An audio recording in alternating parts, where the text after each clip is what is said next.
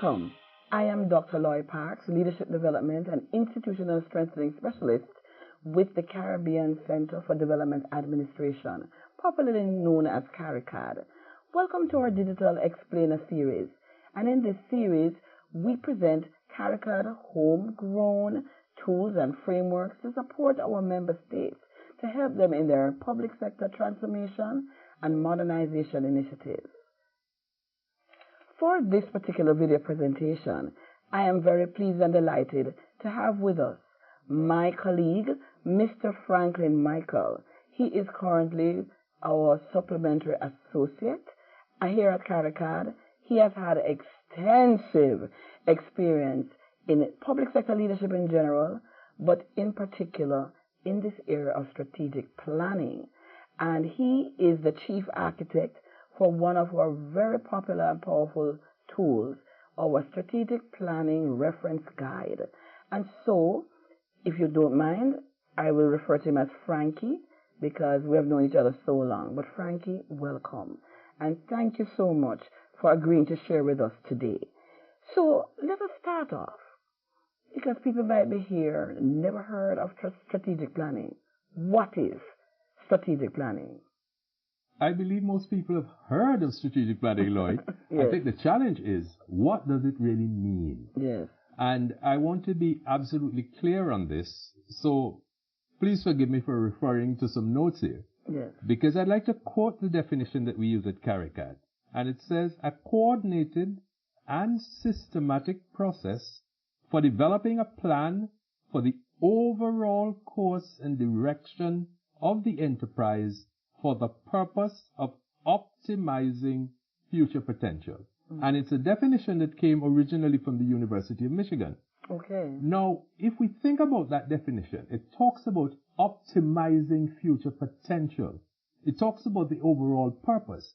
So what we're saying is that when you engage in strategic planning, what you're hoping to do is to understand what the organization is all about, first of all. Because if you don't know what you're about, it's very difficult to decide where you're going. So you need to know what you are, you need to know where you're going, you need to know how you get there, and you need to know what you're going to look like and be like when you get there. So that's the simple framework that we use to help people to understand that strategic planning is a very useful tool. So go a little bit deeper for us and bringing it to our CARICOM and our Caribbean Public Service context. Why is strategic planning important for CARICOM, its organizations, and for our public services in our Caribbean region? All right, to some extent, perhaps we can start with the latter part first, Yes. in that CARICOM itself, at the level of the heads of government, decided several years ago now, it's almost a decade now, that results-based planning should become the primary long-term methodology for planning in institutions and in government organizations in the region. Results-based planning. Now, I know we're introducing a different term to strategic planning. And results-based planning, as the term implies, focuses on results. Whereas traditionally in strategic planning, we would focus on our intentions and our goals. So CARICOM, at the level of the heads of government, looked at the situation, you've always heard about this implementation deficit, and felt that part of the methodology of addressing this implementation deficit was to consider changing the way long-term planning is done. Okay. To focus on results rather than goals. Now, I know that can be a little subtle for some people, but think about it. If you say you have an intention to marry somebody, noble intention, wonderful, millions and billions of us have gone down that road. But if you say, now, what do you want to focus on with regard to the results of that marriage? Yes. And I think most of us would say, I want to be happy and I want my partner to be happy. So while you think about the process for one, you focus on the outcome for the other. So increasingly now, the emphasis is on what results are we achieving? What are our outputs? What are the things that we actually deliver? What are the outcomes? How are we changing people's lives? And what is the impact? What is the ultimate benefit to our community, to our society, to our nation of this planning effort that we're making? But I would imagine, Frankie, that, results-based approach and strategic planning are not in opposition of each other. No, they're not. And in fact, our CARICAD methodology, you refer to the CARICAD Strategic Planning Guide. And if for a moment, please forgive us, this is, I know, shameless advertising, but we have to be intentional about sharing our tools. This Strategic Planning Guide was developed in 2007 to help everyone that we worked with under a regional project sponsored then by the EU for the overseas countries and territories to appreciate the methodology of strategic planning, and so that the facilitators would all be using a similar methodology. Now, we at CARICAD are in the process of updating our strategic planning methodology and our strategic planning guide so that we are going to produce a new version of the guide. It's going to be more substantial than this one, to incorporate the relationship between strategic planning and results-based management, so that, again, there's no disharmony. Fundamentally, if you think about it, the strategic planning process doesn't change as a process when you use the results-based approach. What changes is the action planning, that portion where you look at the specifics of who is to do what, when, where, and what outputs, what's to come out of it, by what time, how do you monitor, how do you measure, all of that. The stronger emphasis with the RBM, as we call it, the results-based management approach, the stronger emphasis is on what is being achieved and can we measure it and how do we measure it. Okay, thank you so much, Frankie. So, in your experience, what are some of the major challenges that we have had in our Caribbean public services in implementing strategic planning? I smile because in 2018, Lloyd, I wrote an article for our CARICAD newsletter. And listen to the caption of the article: in defense of strategic planning. As if strategic planning needed to be defended.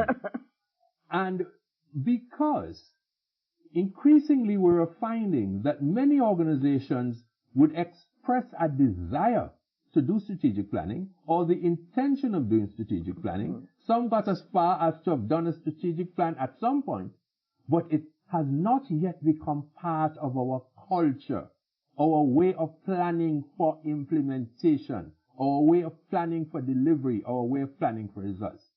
And I think there are several reasons for this. I'm going to start with, and I have the highest regard and greatest respect for politicians and our political leaders. Part of our problem, Lloyd, is that we judge our governments not so much by results. We judge them by the intentions. Think about it. Think about political campaigns. Most of the time, you hear about what parties intend to do when in office. Yes. You don't hear much about the results that they expect to achieve. Yes, obviously, they're hoping that their intentions will produce the results, but in terms of the emphasis and in terms of planning for, we don't get the same emphasis. And I think that's the first challenge. We grow up being accustomed to hearing about intentions. Now, a lot of those intentions get translated into goals. So we get accustomed to hearing about goals again. And when we use a goal-based approach, as we did with CARICAD for a long time, largely because of the prevailing thinking that existed, you can easily find that most people think there is a disconnect between these lofty goals and their day-to-day work. So that's the first challenge. The disconnect that some people see between what is said and written up in sometimes these very sophisticated, very pretty looking documents, and what they are expected to do on a day-to-day basis. That's the first challenge. Second challenge, strategic planning can take a long time. From my own experience, a lot of organizations that are very serious, depending of course on the size of the organization, ministries, full ministries, it may take you up to 6 months, Lloyd, to complete your strategic plan and your operational or action plan that should go with it. So there's a time consideration. Sometimes you have changes of personnel in that 6 months time frame. If you have somebody who is very keen at the start of the process in a senior position and that person gets shifted to somewhere else, then you can lose momentum. It can be expensive if you use external facilitation, meaning you don't have the capacity within your own organization to facilitate the planning. You have to bring someone else. And if you use, for convenience, to distinguish between CARICAD and other consultants, let's say if you use a commercial consultant, it can be expensive. So that's another difficulty. Right. The other challenge is that sometimes the way strategic planning is facilitated, we segment it in such a way that people don't see the connection between the vision that you've created. A lot of organizations have vision statements. You walk into most organizations, if you come in doing CARICAD, you'll see our vision statement, nicely framed. I have absolutely nothing against organizations having their vision statements nicely framed and mounted. But then, how do you translate that into a plan which connects where you are today with where you aspire to be with that vision? And that is where some of the difficulty comes, because in facilitating these plans, we can get facilitators who do not quite make that distinction and connection very well. That is all connected, but as we use a word in the process and the procedure that we call iterative. In other words, you can start at one place, you go down through a series of phases, and you come back to where you started. The iterative approach. The idea being that for every stage and process, you can go back to see where you were and how it connects.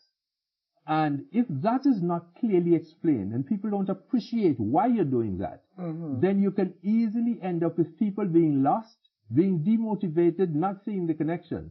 And the other thing, Lloyd, is that you're taking people off what they consider their regular work. And most of us like to think our regular work or the real work. The real work. And so when you say to organizations, time taken to plan, if it's done well, is never wasted, you have to be able to demonstrate that and to let everyone in the organization feel that they're part of the process. But in addition to that, Lloyd, strategic planning relies on having stakeholders, the people who the organization's work impact and who impact the organization, having those people involved in the process. And it can be a very challenging and messy, I'll use the word messy, process to get stakeholders involved in a logical and systematic way for meaningful consultations, getting schedules, getting timetables, getting meeting venues. Nowadays, I know we do a lot of online work. In fact, a big part of CARICAD facilitation work is done online. And it can be really time-consuming and messy. And I mean no disrespect to anyone when I say this. Part of the difficulty of a lot of organizations is that we don't have leaders trained in the strategic planning process. We have them trained in leadership and management and in whatever their professional area is. But if you don't feel confident about a process and a procedure, you might say to yourself, okay, yeah, we'll deal with that. We'll deal with that next month. We'll deal with that next year. And before you know it, 5 years have gone by, 6 years have gone by, 7 years have gone by, and the organization doesn't have a strategic plan. So those are all of the reasons. I know it's been, a fairly lengthy answer, but to give you, in my mind, a clear view as to why I think I had to write that article in defense of strategic planning. Yes. Now, some naysayers may say, things are changing so rapidly, and the world is just, every day is a change, every week is a change, and it's changing and getting more and more complex. You really can't know where you're going to be in another year, another 2 years, another 3 years. And so they may say, but why should we plan? How can we plan strategically when things are changing so rapidly? What would be your response to that? My response to that is maybe to take a lesson from my own life. The volcanic crisis in Montreal had a massive impact on us as a family in terms of loss, in terms of the very reason why we've ended up in Barbados where CARICAD is. It's because of the need for our daughters at the time, school-age children, to get an education. No.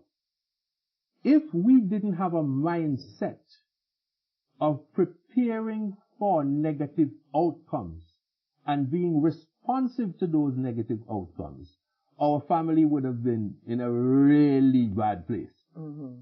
But I'm using that as an illustration to say strategic planning is not really about forecasting the future. Yes, you may be looking at emerging trends and you may be looking at realities that may come down the road, but it's not really about trying to be precise about what those trends will be. It's recognizing that when you plan in the organization, what you're planning for is the ability to adjust, adapt, and innovate in order to deal with those challenges.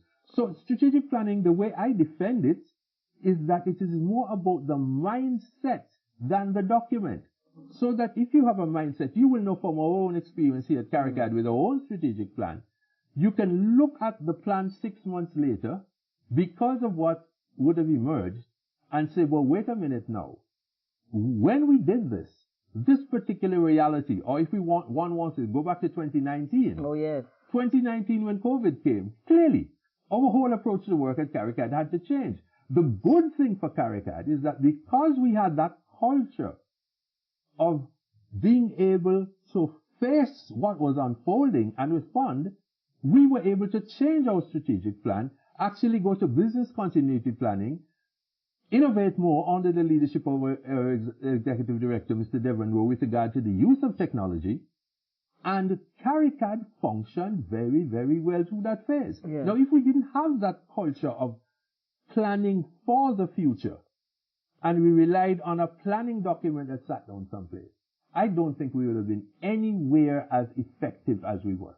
So it is about preparing the mind to see what is unfolding, adjust, adapt, innovate, and change. Indeed. Now, folks, we really want to direct you to go and look at the document in detail via our website, and indeed even to contact us about us coming in to help you in a very hands-on way with your strategic planning process. But Frankie, just briefly, overview, just carry us through the essential steps that an organization would need to take to do strategic planning well and effectively. Our CARICAD methodology for strategic planning, and another one of my colleagues, Rosamond Warrington, and I, over the years, we would have worked together a lot on strategic planning.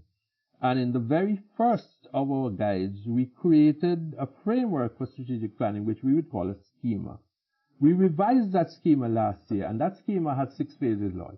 Mm-hmm. So, for ease of reference, I'm just going to refer to the phases. First of all, there has to be a decision to set the stage. You get authorization from the highest level of the organization to start the strategic planning process. Mm-hmm. Because there's some implications, big time implications, significant budgetary implications in terms of costs and in terms of contact with stakeholders, sharing of information. So it's important that all of that is done. So the first thing is to set the stage. Then from there, you re-examine your mandate. Why does the organization exist in the first place? The vision, what are you hoping to become? Your mission, what are you trying to achieve based on that mandate, based on that vision in the relatively short term? And nowadays, there was a time we used to talk about 5 years, nowadays we talk about 3 years. Mm-hmm. So looking at the next 3 years, what are you really hoping to accomplish? And the sense of values. What is the ethical base of this organization? You're part of the CARICAD team.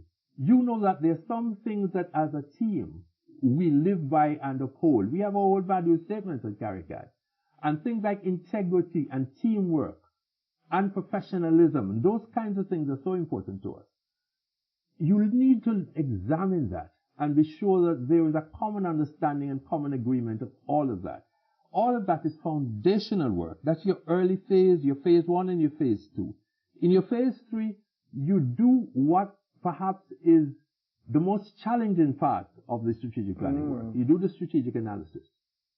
You look at what we call the PESTLE, which an examination of the political, the economic, the social, the legal, and technological, and you can adjust that. If you're working with a religious organization, you might say the theological as well. So that can be adjusted. You look at trends. You look at what we call the SWOT or SWOT. Originally, most people have known it as the strengths and weaknesses, the opportunities and threats. You look at your stakeholders. What are your stakeholder expectations? So that is very analytical, and that is your fourth phase.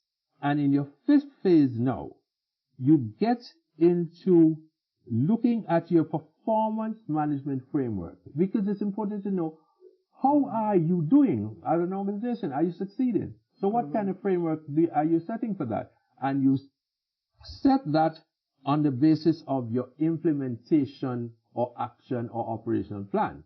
And there are various matrices that are used for that. You know, we won't get into it now.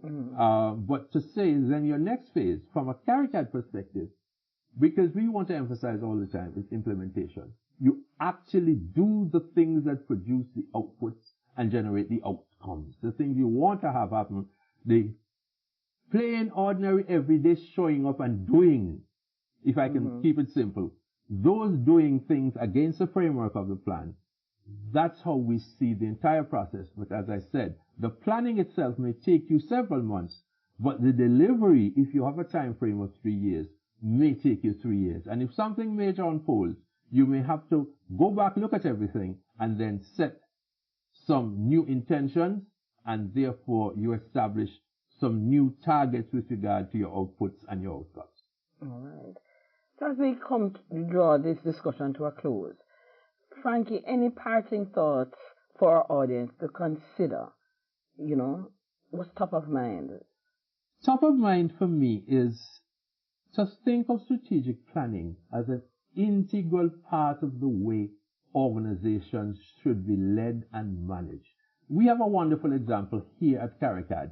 Our executive director, I can't say the convert because he came to us with a commitment to strategic planning, but we always connect the strategic plan with the business, in the CARICAD case at the moment, the business plan and our work priorities on a monthly, weekly, daily basis. So each of us, if required, could literally work for weeks at a time without having anyone else have to look and say, well, what are you doing today? What are you doing tomorrow? Even our most junior members of staff now, our producer operator, Roger Seeley, who's here doing this technical production work. Roger is very clear as to what he should be achieving based on what the big priorities are. So I'm saying make the planning coupled with implementation part of the work culture. Don't just do it as an academic exercise. Make it part of how the organization works. Planning for implementation. Implement the plans. Deliver the results and services. Frankie, all that is left for me to say is thank you. Thank you for sharing with us, and thanks to our audience for downloading and watching this video. And to learn more about CARICAD's products and services, we invite you to either contact us via email at info@caricad.net or to visit our website at www.caricad.net. Thank you so much for tuning in, and we look forward to sharing more with you in our Digital Explainer series.